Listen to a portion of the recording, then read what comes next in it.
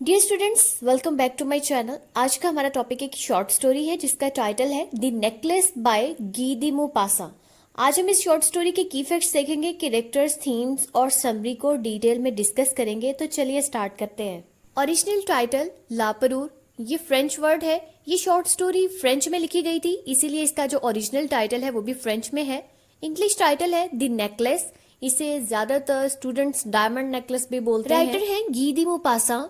ये French short story writer हैं। 1850 में पैदा हुए, 1893 में इनकी डेथ हुई। 43 इयर्स जस्ट इनकी एज थी, लेकिन शॉर्ट स्टोरी की दुनिया में इनका एक बहुत बड़ा नाम है। ये नेचुरलिस्टिक जॉनरा से बिलोंग करते हैं, यानी इनके ज्यादातर जो वर्क्स हैं उनमें हमें नेचुरलिज्म नजर आता है। नेचुरलिज्म रियलिज्म की थोड़ी सी एक्सट्रीम फॉर्म थी।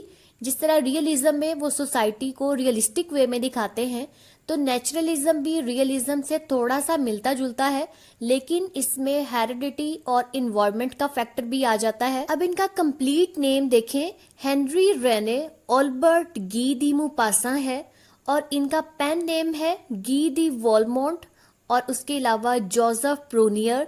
ये दो इनके पेन नेम हैं। ये वर्क इन्होंने पेरिस में 1884 में लिखा, पब्लिश्ड इन फ्रेंच 1884, और ये एक फ्रेंच न्यूज़पेपर में ही पब्लिश हुआ था जिसका टाइटल है ली गोल्वा। Published in English 1896। अभी आपने माइंड में रखना है कि फ्रेंच में फर्स्ट टाइम 1884 में ये पब्लिश हुआ था, और उसके बाद इंग्लिश में इसको ट्रांसलेट करके 1896 में पब्लिश किया गया। लिटरेरी पीरियड लिटरेरी रियलिज्म का था, जॉनरा रियलिज्म है। सेटिंग है पेरिस की, पॉइंट ऑफ व्यू है थर्ड पर्सन, प्रोटैगोनिस्ट मैटिल्डा लोइजल। अब हम इस शॉर्ट स्टोरी की इंपॉर्टेंट थीम्स देख लेते हैं। इसकी थीम्स हैं grid and materialism, social class and status, dissipation and illusion, moral integrity और वैनिटी। इन थीम्स की समझ आपको समरी पढ़ने के बाद आएगी। अब हम इस शॉर्ट स्टोरी के इंपॉर्टेंट कैरेक्टर्स को डिस्कस कर लेते हैं, फिर हम समरी देखेंगे। तो पहला इंपॉर्टेंट कैरेक्टर है मैटिल्डा लोइजल। ये प्रोटैगोनिस्ट है। ये एक मिडिल क्लास फैमिली से बिलोंग करती है। तो पेरेंट्स भी इसके मिडिल क्लास थे, तो सिंपल सी बात है, इसकी शादी भी मिडिल क्लास फैमिली में ही होनी थी। इसका जो हस्बैंड है वो एक क्लर्क है। ये बहुत सेल्फ सेंटर्ड किस्म की लेडी है, यानी इसका दिल चाहता है कि हर टाइम मेरी तारीफें करते रहें, जहाँ भी मैं जाऊँ सबसे प्यारी मैं लगूँ, लोग मुझे ही देखें, और मेरे घर में नौकर हों, सर्वेंट्स हों, मुझे कोई भी काम ना करना पड़े, मैं अपना हर काम जो है अपने सर्वेंट से करवाऊँ, मेरे पास बहुत ज़्यादा ज्वेलरी हो, बहुत ज़्यादा अच्छे अच्छे कपड़े हों। लेकिन इसकी ये जो सारी चीज़ें थी, सारी इसकी जो डिज़ायर्स थी, इसकी ख्वाहिशात थी, विशेस थी, वो पूरी नहीं हो सकती थी, क्योंकि इसका हस्बैंड एक जस्ट क्लर्क है। सेकेंड कैरेक्टर है मसियर लॉइजल। ये मॉन्सियर लॉइजल नहीं है, इसको मॉन्सियर नहीं बोलेंगे, ये मसियर वर्ड है, और ये फ्रेंच में मिस्टर को कहते हैं, तो हम इसे मिस्टर लॉइजल ही बोलेंगे। ये मैटिल्डा का हस्बैंड है। बहुत काइंड, जेंटल, हार्ड वर्किंग किस्म का है, यानी ये एक ट्रू जेंटलमैन है। इसकी जॉब कोई बहुत अच्छी नहीं है। ये मिनिस्ट्री ऑफ एजुकेशन में क्लर्क की जॉब करता है। अपनी वाइफ से बहुत ज़्यादा प्यार करता है, लेकिन उसकी सारी विशेस को पूरा नहीं कर सकता। कोशिश करता है लेकिन पूरा नहीं कर पाता। ये हम्बल है, ऑनेस्ट भी है, तो ऑनेस्टी में आपको पता है कि फिर गुजारा ही किया जा सकता है। थर्ड इंपॉर्टेंट कैरेक्टर है जेन फॉरेस्टियर। ये मैटिल्डा लॉइजल की बहुत बचपन की सहेली है, मींस उसके स्कूल डेज से उसकी बहुत अच्छी फ्रेंड है। लेकिन ये बहुत रिच है, इसके पास हर तरह की चीज़ें होती हैं, मींस इसके पास ज्वेलरी बहुत ज़्यादा है, इसके पास ड्रेसेस बड़े अच्छे अच्छे होते हैं, इसकी लाइफ बड़ी लग्जूरियस है। तो मैटिल्डा जो है इसकी लाइफ को, इसकी चीज़ों को आइडियलाइज करती है। अब हम इस शॉर्ट स्टोरी की समरी स्टार्ट करते हैं। तो ये कहानी है एक बहुत ही प्रिटी लेडी की, जो अपने आप को बहुत ही प्रिटी और चार्मिंग समझती है, और वो ये समझती है कि वो कोई एरिस्टोक्रेट है, लेकिन गलती से वो एक मिडिल क्लास फैमिली में पैदा हो गई है। मैटिल्डा को अपना लाइफस्टाइल बहुत बुरा लगता था। उसे अपने घर की हर चीज बुरी लगती, अपना अपार्टमेंट बुरा लगता क्योंकि उसका अपार्टमेंट छोटा सा था, और मैटिल्डा को एक बड़ा महल चाहिए था। उसकी एक ही मेड थी, और उसे वो मेड भी अच्छी नहीं लगती थी, क्योंकि मैटिल्डा को तो बहुत सारे सर्वेंट्स चाहिए थे जिन्हें हर टाइम वो ऑर्डर्स देती रहती। और उसके पास बहुत से ड्रेसेस होते, बहुत सी ज्वेलरी होती, वो हर टाइम बॉल्स पर जाती, पार्टीज अटेंड करती, हर कोई उसकी तारीफ करता, उसकी ब्यूटी को अप्रिशिएट करता, एडमायर करता, लेकिन एक क्लर्क के घर में रहते हुए ये सारी बातें, ये सारी चीज़ें पूरी नहीं हो सकती थी। इसलिए मैटिल्डा बहुत ज़्यादा अपनी लाइफ के साथ, अपनी हर चीज़ के साथ अनॉयड रहती थी। मिस्टर लॉयजल था तो एक क्लर्क, लेकिन वो अपनी ऑनेस्ट लाइफ में अपनी वाइफ को जितना खुश रख सकता था वो कोशिश करता था। वो हर टाइम उसे कुछ ना कुछ ला कर देता रहता था ताकि उसकी वाइफ जो है खुश रहे। अब भी वो अपनी वाइफ को चीयर अप करने के लिए एक पार्टी का इनविटेशन लेके आता है। मिनिस्टर ऑफ एजुकेशन ने एक बॉल अरेंज किया होता है जिसमें मिस्टर लॉयजल और मिसेस लॉयजल इनवाइटेड होते हैं। अब बॉल के इनविटेशन पे मैटिल्डा खुश होने की बजाय और ज्यादा सैड हो जाती है, क्योंकि उसके पास पहनने के लिए अच्छे कपड़े नहीं है, उसके पास अच्छी ज्वेलरी नहीं है। मिस्टर लॉयजल इसे न्यू ड्रेस परचेज करने के लिए 400 फ्रांक्स देता है। ये वही पैसे थे जो उसने बचा के एक साइड पे रखे हुए थे कि वो एक राइफल बाय करेगा ताकि वो अपने फ्रेंड्स के साथ हंटिंग करने के लिए जाए। ये उसका ड्रीम था कि वो नैनटरा की प्लेन्स पर जाकर हंटिंग करे, लेकिन वो अपने ड्रीम को अपनी वाइफ के ड्रेस के लिए सेक्रीफाइस कर देता है। मैटिल्डा 400 फ्रांक से अच्छा सा ड्रेस परचेज कर लेती है। अब पार्टी का दिन आ जाता है, लेकिन मैटिल्डा फिर भी सैड होती है। अब जब रीजन पूछी जाती है तो पता चलता है कि उसके पास ज्वेल्स नहीं है, उसके पास कोई अच्छी सी ज्वेलरी होनी चाहिए जो इस ड्रेस के साथ पहनी जाए। तो इस पर मिस्टर लॉयजल उसे सजेस्ट करता है कि वो फ्लावर्स या इस टाइप की कोई सिंपल सी ज्वेलरी पहन ले, लेकिन मैटिल्डा अग्री नहीं होती। फिर वो ये कहता है कि मैटिल्डा की एक बहुत ही वेल्दीएस्ट फ्रेंड है जिसका नाम है मैडम फॉरेस्टियर, ये अपर क्लास से बिलोंग करती है। तो वो मैटिल्डा से कहता है कि मैडम फॉरेस्टियर से कुछ ना कुछ बोरो कर लो, मतलब कोई चीज लेकर पहन लो, मांग कर पहन लो। ये बात मैटिल्डा को ठीक लगती है।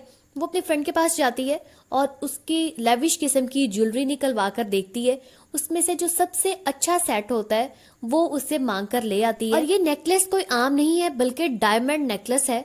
मैटिल्डा पार्टी पर जो पहन कर जाती है तो पूरी पार्टी में सिर्फ मैटिल्डा ही प्रोमिनेंट होती है, हर तरफ वही नजर आ रही होती है। हर बंदा उसे नोटिस करता है और उसे बहुत ज्यादा अटेंशन मिलती है। यही अटेंशन ही उसके लिए सेल्फ सेटिस्फेक्शन होती है, क्योंकि मैटिल्डा को अपनी तारीफें सुनने की बहुत ज्यादा आदत होती है। फाइनली अब रात के 4 बजे पार्टी एंड हो जाती है। मिस्टर लॉयजल एक खाली कमरे में बैठकर सो रहा होता है। मैटिल्डा आकर लॉयजल को जगाती है। अब ये दोनों जाने लगते हैं, लेकिन बाहर बहुत ज्यादा ठंड होती है। तो मिस्टर लॉयजल एक शॉल मैटिल्डा को दे देता है ताकि वो अपने आप को कवर कर ले। उसके शोल्डर्स जो हैं वो बेयर होते हैं, उसका ड्रेस काफी ज्यादा रिवीलिंग होता है। तो मिस्टर लॉयजल कहता है कि तुम यहीं पे ही वेट करो और ये अपने आप को शॉल के साथ कवर कर लो, मैं उतनी देर में बाहर जाके कैब ले आता हूँ। लेकिन वो शॉल जो है वो मैटिल्डा को बहुत ज्यादा गंदी लगती है, मतलब बहुत ही वो लो क्वालिटी की शॉल है। इसलिए मैटिल्डा वहां पे नहीं रुकती, बल्कि वो मिस्टर लॉयजल के पीछे पीछे ही आ जाती है, बाहर आ जाती है। अब ये कैब लेकर घर वापस आ जाते हैं। मैटिल्डा अब थोड़ी सैड होती है क्योंकि वो नाइट एंड हो चुकी होती है, पार्टी एंड हो चुकी होती है। तो ये चीज अब उसमें थोड़ी सी सैडनेस क्रिएट करती है। अब घर पहुंच के वो अपने आप को अनकवर करती है, शॉल उतारती है। तो जैसे ही वो शॉल उतारती है उसे पता चलता है कि उसके गले में तो नेकलेस है ही नहीं। अब मिस्टर लॉयजल फौरन से घर से बाहर जाता है। जहां जहां से वो चल के आए थे वो उनके अपने स्टेप्स को फॉलो करता है। जैसे हमारी कोई चीज गुम हो जाती है तो हम जहां से चल के आए होते हैं हम वहीं पे ही जाके ट्रेस करते हैं कि शायद जहां पे हम गुजरे हैं वहीं पे ही नीचे ना गिरी पड़ी हो। तो मिस्टर लॉयजल भी यही करता है। मिस्टर लॉयजल नेकलेस को हर जगह ढूंढता है और काफी देर तक वो ढूंढता रहता है, लेकिन उसे नहीं मिलता। मैटिल्डा उतनी देर घर में बहुत ज्यादा शॉक, टेरिफाइड और पैनिक होके बैठी होती है। मिस्टर लॉयजल अब वापस आके उसे बताता है कि नेकलेस कहीं पे भी नहीं है। उसे सजेस्ट करता है कि तुम ऐसे करो, मैडम फॉरेस्टियर को एक लेटर लिखो, उसे बताओ कि नेकलेस का स्ट्रैप टूट गया था और वो रिपेयर करवा के उसे वापस दे देंगे। लेकिन मैटिल्डा इस बात पर अग्री नहीं होती।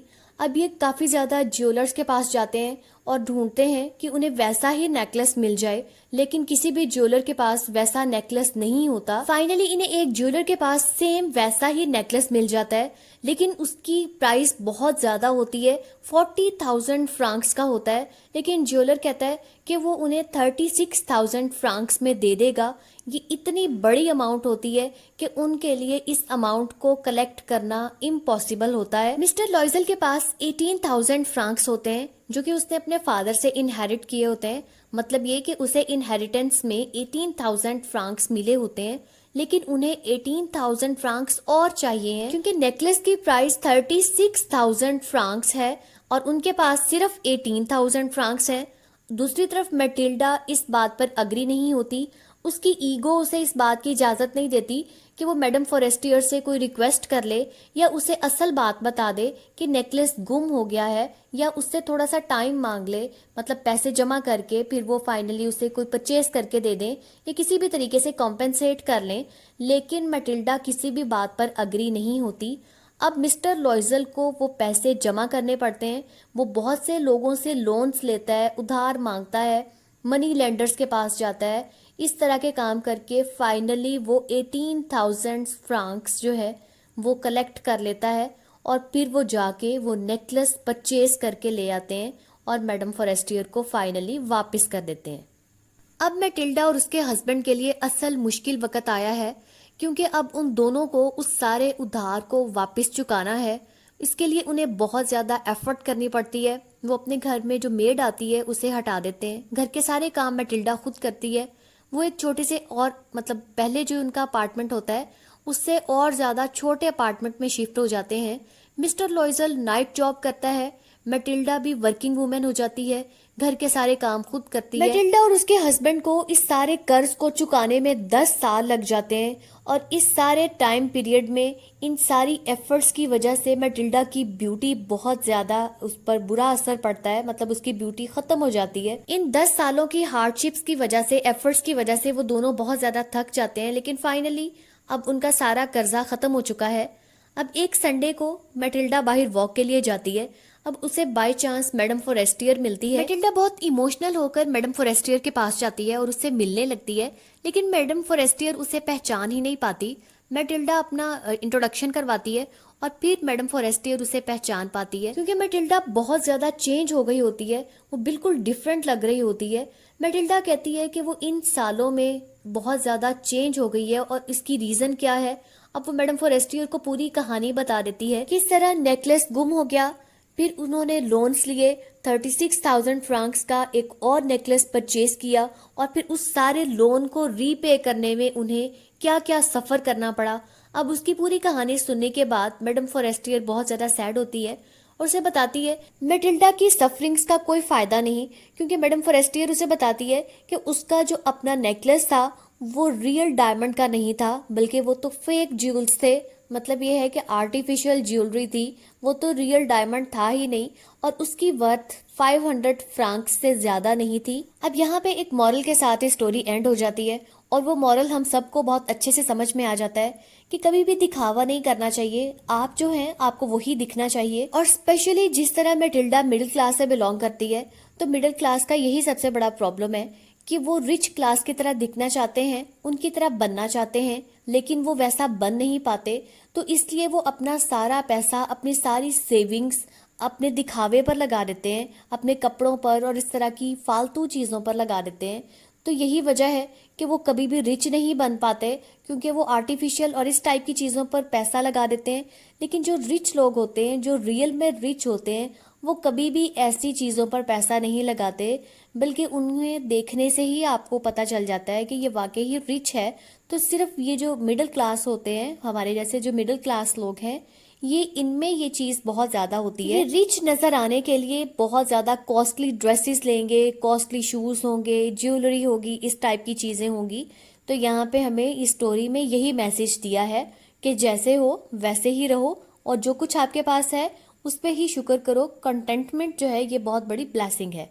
तो अब थीम्स की भी आई होप आपको बहुत अच्छे से समझ आ गई होगी। मेरी वीडियो आपको अच्छी लगी है तो मेरे चैनल को सब्सक्राइब जरूर करना है। मेरी वीडियो को आपने लाइक और शेयर भी जरूर करना है। Thank you for watching.